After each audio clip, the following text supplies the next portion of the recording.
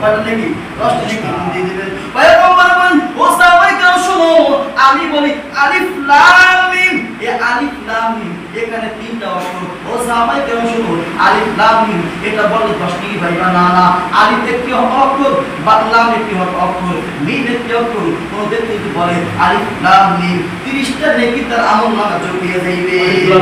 আর ঠিক তেমনি নবীজি বলেন ও সাহাবায়ে কেরাম শোনো, এই রমজান মাসে আলিফ একটি হরফ, লাম একটি হরফ, মিম একটি হরফ, আলিফ লাম মিম পড়ো, একটা অক্ষর পড়তে দেরি হবে, বান্দার আমলনামায় 700 নেকি যোগ হইতে দেরি হবে না। এর নাম কোরআন।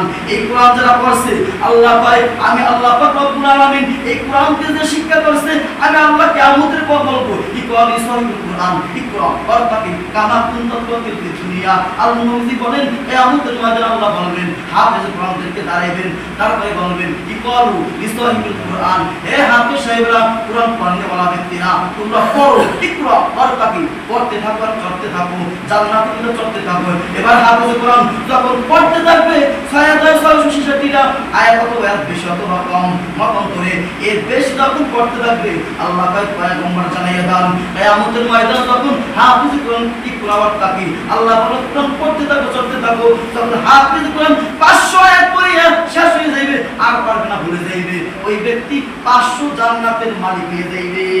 আর যদি পুরো কোরআন তিলাওয়াত করতে পারে কিয়ামতের ময়দানে আল্লাহর সামনে কোনো ভুল ছাড়া সুন্দরভাবে আল্লাহ পায় পয়গম্বর জানাইয়া দেন 6666টা বিল্ডিং জান্নাতের মালিক আল্লাহ বানিয়ে দেবে।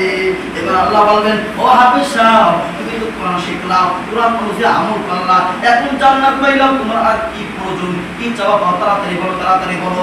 এবার পয়গম্বর বলেন ও সাহাবায়ে কেরাম জানেন কিয়ামতের ময়দানে ওই কোরআন পড়নেওয়ালা ব্যক্তি হাফেজ সাহেব বলবে ও আল্লাহ কত কষ্ট করছে আমার পিতামাতা, কত কষ্ট করছে আমার পিতামাতা, না খাইয়া কত টাকা পয়সা খরচ করছে আমার পিছনে, নিজে খায় নাই, সন্তান লেখাপড়া করাইছে, উত্তম শিক্ষা দিয়েছে, আমি ওই পিতামাতা যতক্ষণ জান্নাতে না নেবেন ততক্ষণ আমি আল্লাহ জান্নাতে যাইতে চাই না।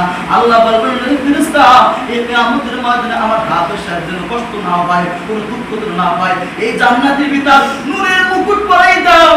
গোটা দুনিয়ার মধ্যে পয়গম্বর সাহাবায়ে কেরাম জানেননি হাফেজ কোরআনের মাথার উপর এমন নূরের মুকুট পরাইবে, পুরো কিয়ামতের ময়দান নূরে ঝলঝল করতে থাকবে।